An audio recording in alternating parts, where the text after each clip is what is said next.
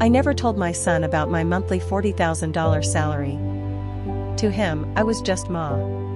The woman who wore comfortable shoes, drove a 10-year-old sedan, and clipped coupons on Sunday mornings. He saw my small, paid-off house in the old neighborhood and assumed I was barely scraping by on a meager pension. He didn't know that the pension was a cover for my role as a silent partner and senior consultant for a global logistics firm. He didn't know that my knitting circle was actually a board meeting.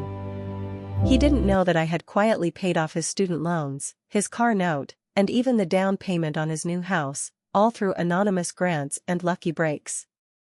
Before we get into this story of ultimate vindication, if you believe that true wealth whispers while money shouts, hit that subscribe button. Join our community for daily stories of the underestimated rising up. Now, let's get into the story. My name is Viola Davis. I am 52 years old. And I have spent my life building a fortune so that my son, Marcus, would never have to struggle. But in doing so, I fear I failed to teach him the one thing money can't buy: character. Marcus had recently married Tanya, a woman with sharp eyes and expensive taste. I had only met her parents, the Robinsons, once, at the wedding. They were people who wore their net worth on their sleeves, loud and flashy. They looked at me with polite disdain, the way one looks at a stain on a silk tablecloth. So when Marcus invited me to dinner at his new, sprawling suburban home to properly bond with the Robinsons, I decided to run a test. I wanted to see how they treat a poor person by pretending to be a ruined and naive mother. I didn't drive my sedan. I took the bus. I wore my oldest, most worn-out Sunday dress. I carried a battered purse with a broken clasp. I wanted to see them when they thought I had nothing to offer but my presence. I walked up the long, manicured driveway. The house was lit up like a palace. I could see them through the bay window, Marcus, Tanya, and the Robinsons, laughing, drinking wine that probably cost more than my fake, weekly budget. I rang the bell. The laughter stopped. Tanya opened the door. Her smile was bright, practiced, until her eyes swept over my scuffed shoes and my old coat. The smile faltered, then hardened into something brittle. "Oh. Viola. You're here." "Hello, baby," I said, forcing my voice to sound tired, a little frail. "The bus was late. It's a long walk from the stop." "You took the bus?" Tanya whispered, looking over my shoulder as if the bus itself might have followed me and parked on her lawn. "Marcus didn't send a car?" "Oh, no, I didn't want to bother him," I said, stepping inside. "I know he's busy with big things." I walked into the dining room. Marcus stood up, his face flushing with a mix of shame and annoyance. "Ma," he said, "you look tired." "Just a little, son," I said. "Times are hard. The pension check, well, it's not what it used to be." This was the hook. The bait was in the water. I presented myself as a burden, a financial liability. I watched their faces. Mr. Robinson, a man in a suit that screamed new money, didn't even stand up. He just looked at his wife, Mrs. Robinson, and rolled his eyes. "Well," Mrs. Robinson said, her voice dripping with fake sympathy, "sit down, Viola. We were just discussing Marcus's bright future. And Tanya's new interior design business." I sat. They ignored me for the first course. They talked about stocks, about vacations in Cabo, about the right kind of cars to drive. They were performing wealth. And they were making sure I knew I didn't belong. But as the wine flowed, the hidden secret suspense began to bleed through. They weren't just bragging. They were pitching. "You see, Marcus," Mr. Robinson said, leaning in, "this investment opportunity is once in a lifetime. But you need liquidity. You need to buy in now." "I know, Frank," Marcus said, sweating a little. I'm tapped out on the house. And the wedding." "Well," Mrs. Robinson said, looking directly at me, then back to Marcus, "maybe you have some untapped resources? Some family assets that aren't being utilized?" I froze. They were talking about my house. my small, paid-off house in the gentrifying neighborhood. The one asset they thought I had. I don't know, Marcus mumbled, avoiding my gaze. Ma needs a place to live. Does she? Tanya chimed in, her voice sharp. I mean, really, Marcus? That big old house for one person? It's wasteful. And frankly, she can't afford the upkeep. Look at her. She's right, son, Mr. Robinson said. We're family now. We need to make smart decisions. You get power of attorney. You sell the house. You invest the money with us. And Viola. He waved a hand dismissively, we can put her in a nice, affordable assisted living facility. State-run. They're perfectly adequate. But as soon as I walked through the door, I had suspected greed. I hadn't expected predation. They weren't just rude. They were plotting to liquidate my life to fund their gambling. They were going to sell my home and put me in a state home so they could play high roller. And my son, my Marcus, was listening. He wasn't saying no. I looked at him. Marcus? I whispered, letting my voice tremble. You wouldn't do that? That's my home. Your father built that porch. Marcus looked at his wife. He looked at his wealthy, powerful in-laws. He looked at the promise of easy money. Then he looked at me. His mother. The woman in the worn-out dress. Ma, he said, his voice hardening, it's just economics. You're struggling. We can help you manage it better. It's for the best. He had failed the test. He had chosen the illusion of wealth over the reality of love. The counterattack began in that second. It was not a scream. It was a shift. The tired, frail old woman straightened her spine. The hand that had been clutching the napkin relaxed. I looked at Mr. Robinson. What is the name of this investment, Frank? He laughed. Oh, Viola, it's far too complex for you. It's a derivative fund based on, is it the Apex Horizon Fund? I asked, my voice suddenly clear, crisp, and devoid of any old lady tremolo. The one managed by Sterling and Associates? The table went dead silent. How do you know that name? Frank stammered.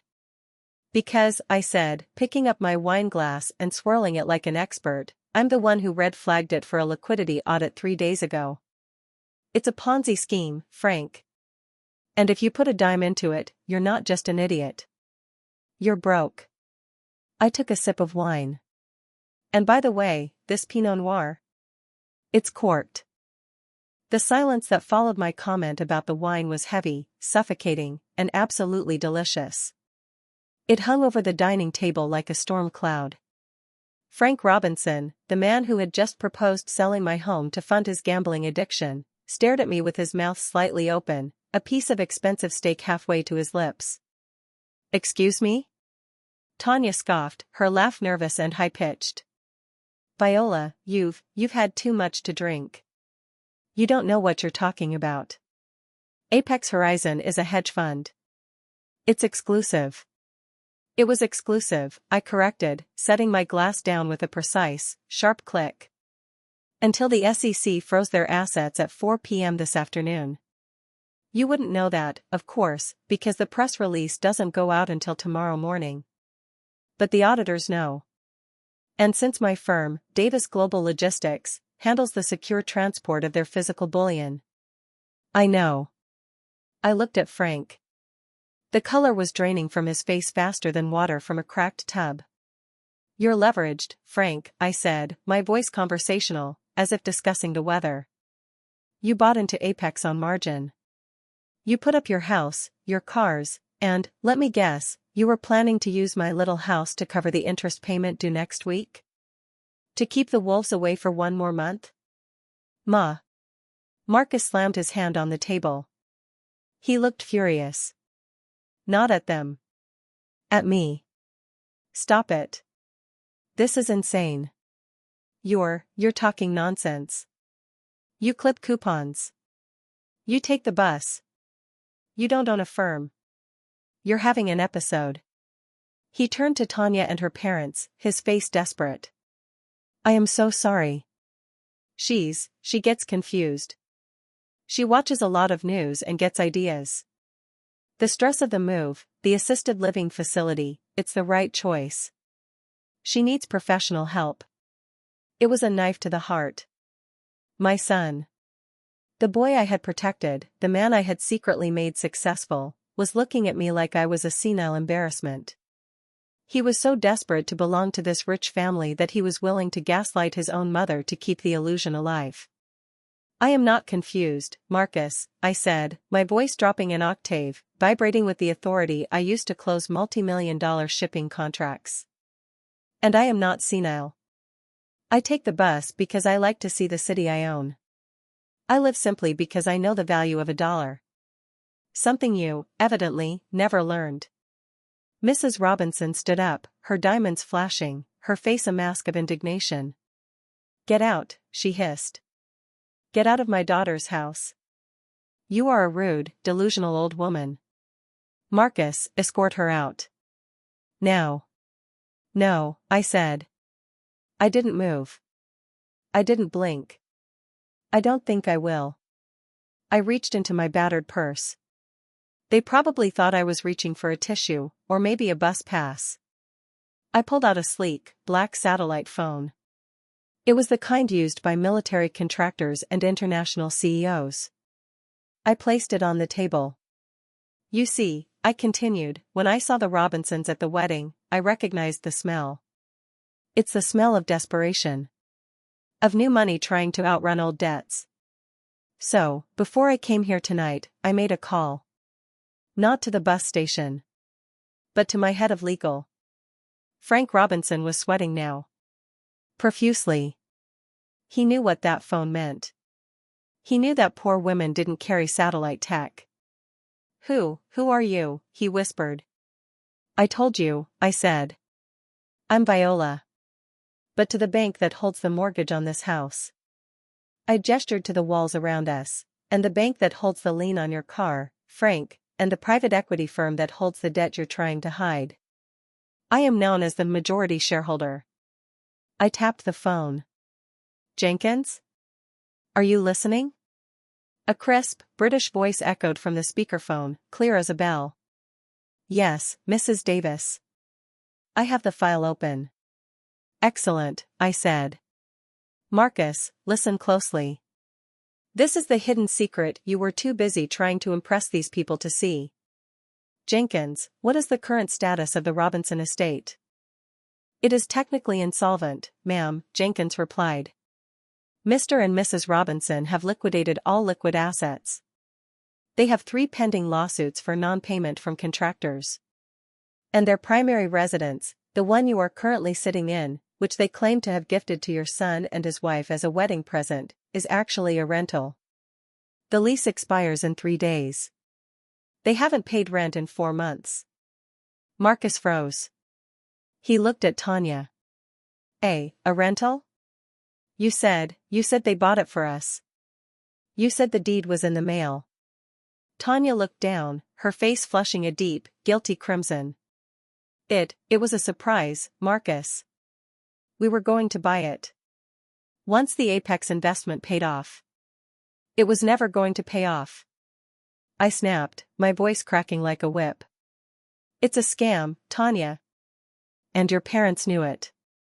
They weren't trying to help you. They were trying to use my house, and your husband's credit score, to bail themselves out of a hole they dug. Lies. Frank roared, finding his voice. He lunged across the table, grabbing for the phone. It's all lies. She's hacking us. She's a fraud. He knocked the phone from my hand. It skittered across the floor. You get out, he screamed, his face purple, spit flying. You get out before I call the police. I stood up slowly. I smoothed my old, worn-out dress. You want to call the police, Frank? I asked softly. Go ahead.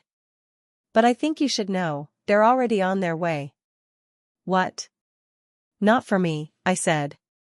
For you. You see, Jenkins didn't just run a credit check.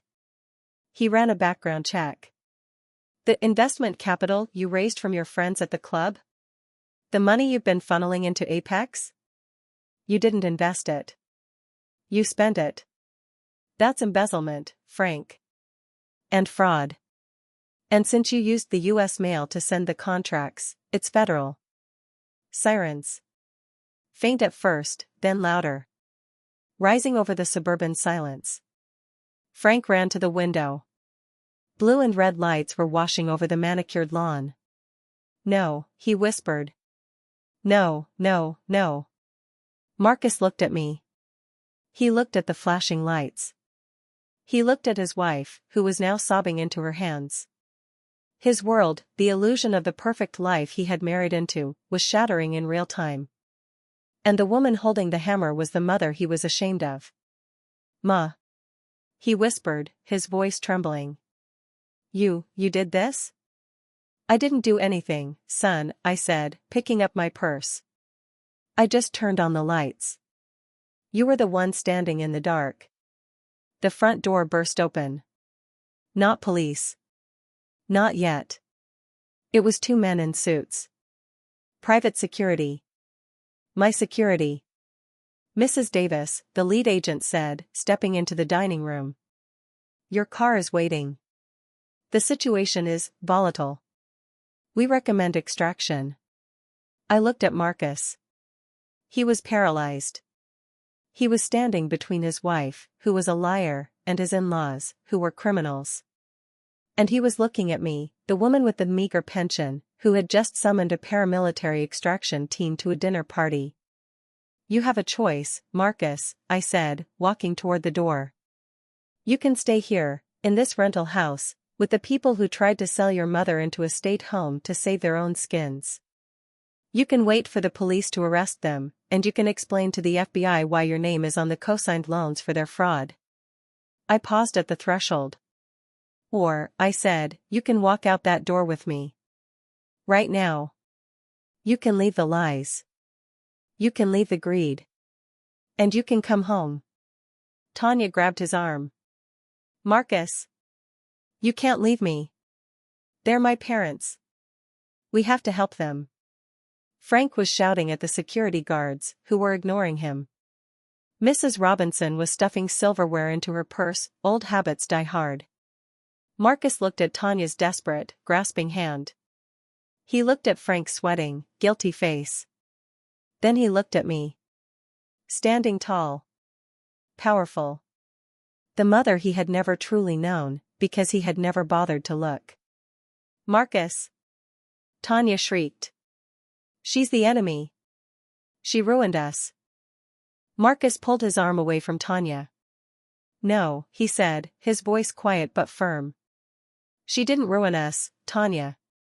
She saved me. He took a step toward me. Ma, he asked, tears in his eyes. Is there room in the car? I smiled. It was the first genuine smile I had worn all night. There's always room, baby, I said. I bought the car. And I bought the company that made it. We walked out the door together, leaving the Robinsons to the sirens and the ruin they had built for themselves. But as we settled into the plush leather of my armored limousine, and the driver pulled away, my phone buzzed again. It was Jenkins. Mrs. Davis, we have a complication. What is it, Jenkins? They're being arrested. It's not the Robinsons, ma'am. It's Marcus. The audit of his personal accounts, the ones his wife had access to, just finished. I looked at my son, who was staring out the window, looking broken but relieved. She didn't just lie to him, Mrs. Davis, Jenkins said. She stole his identity. She took out loans in his name to pay her father's debts. Millions of dollars. Marcus isn't just a victim. He's the primary suspect in the embezzlement case. The FBI has a warrant for him, too. The car stopped at the end of the driveway. The police cruisers were blocking the exit. An officer stepped out, hand on his holster, and pointed at my car. Stop the vehicle. They weren't here for Frank. They were here for Marcus. The blue and red lights washed over the interior of the limousine, turning my son's terrified face into a strobe-lit mask of horror. An FBI agent hammered on the glass. "Open the door. Marcus Davis, step out of the vehicle with your hands up." "Ma!" Marcus screamed, shrinking back into the leather seat. "I didn't do it. I swear. I don't even know what embezzlement looks like." "I know, son," I said, my voice calm in the chaos.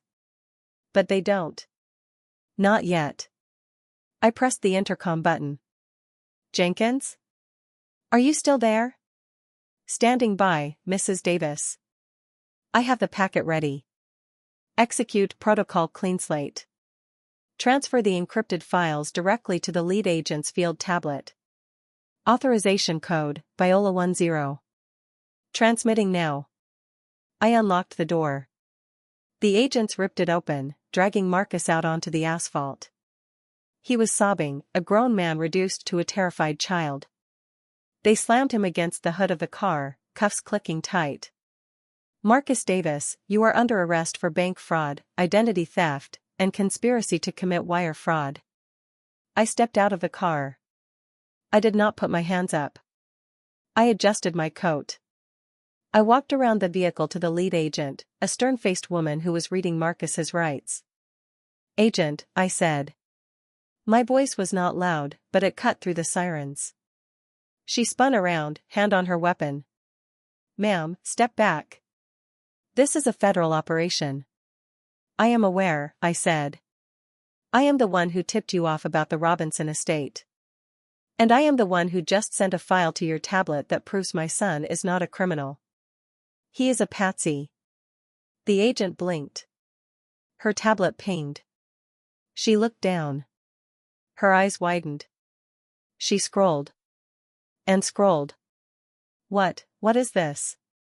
"That," I said, pointing to the screen, "is a digital forensic audit of the Robinson Davis shared IP address. It shows that every single fraudulent loan application, every wire transfer, every fake signature, was executed from a device registered to Tanya Robinson." I pointed to the timestamp. "And more importantly, it shows that during the times those crimes were committed, my son Marcus was logged into his work server, miles away, clocking in for his shift." The agent looked at Marcus, who was weeping on the hood of the car. She looked at the data. It was irrefutable. Alibis, digital footprints, keystroke logs. "He didn't know," the agent whispered. She framed him. She needed a clean credit score to ruin," I said. "She used his name to burn down his life so she could warm her parents' hands." The agent keyed her radio. "Hold the suspect. Change of target. Repeat, change of target. The primary is inside the house." She looked at the rental house. The front door opened. Tanya ran out, still wearing her expensive dress, clutching a Louis Vuitton bag stuffed with cash. She saw Marcus in cuffs and stopped, a look of relief washing over her face. She thought she had gotten away with it. She thought he was taking the fall. "That's him!" Tanya screamed, pointing a manicured finger at her husband. "He did it. He forced me to sign those papers. He's the monster." Marcus looked up. He saw the woman he loved, the woman he had ignored his mother for, framing him to save herself. The last piece of his heart finally broke. The agent walked past Marcus. She walked right up to Tanya. "Tanya Robinson," she said, grabbing her wrist. "You are under arrest." Tanya's scream was a sound I will never forget. It was the sound of a narcissist colliding with reality. No. It was him. It was my parents. "I'm just a designer." "You're a forger," I said, stepping into the light. Tanya froze.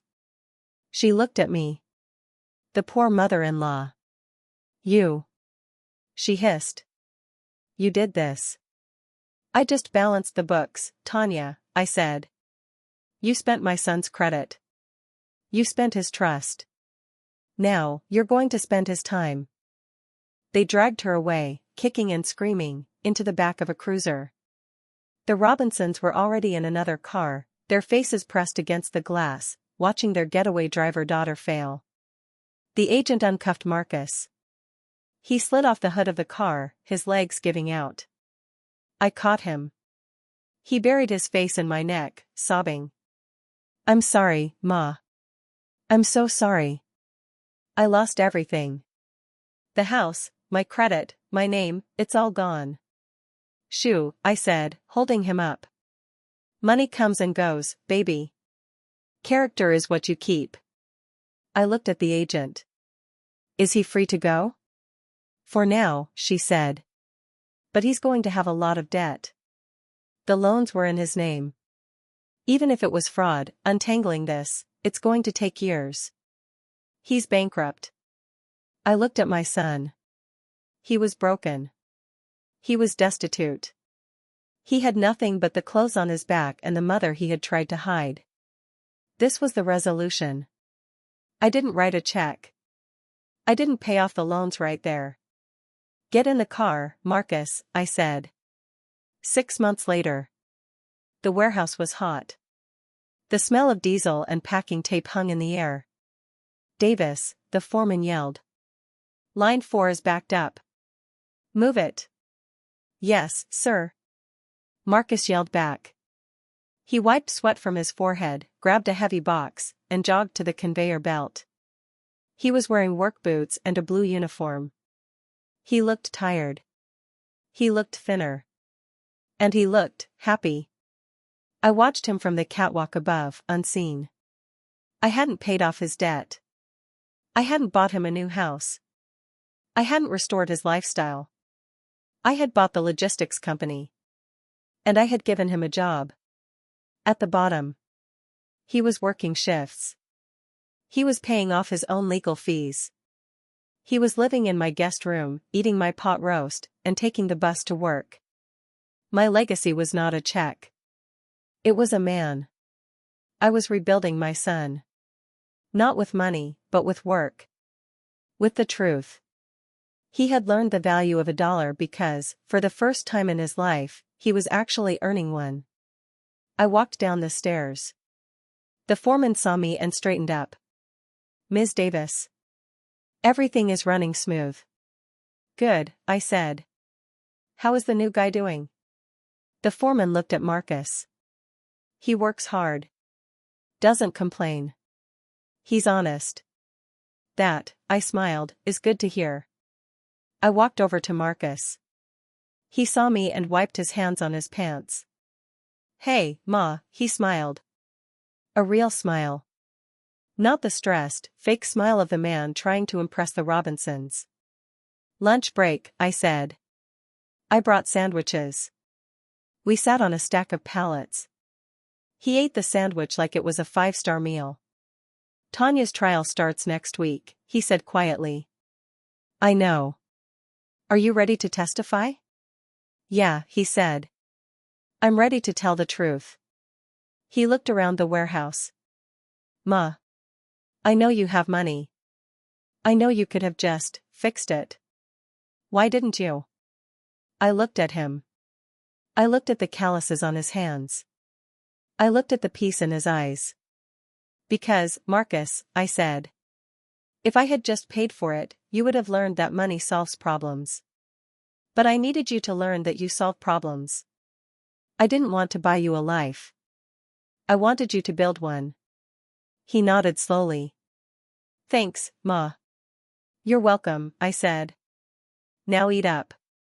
Your break is almost over. And Marcus? Yeah? You're buying dinner tonight. It's payday. He laughed. You got it. Pizza? Pizza sounds perfect. What this story teaches us is that the greatest inheritance you can leave your children isn't a bank account. It's a spine. It's the ability to stand when everything else falls. And sometimes, the most expensive lesson is the one that costs you everything, so you can find out what you're really worth. If you believe that true wealth is what you carry inside you, hit that like button. And subscribe to this channel, because we're building a legacy of strength, one story at a time. We'll see you in the next one.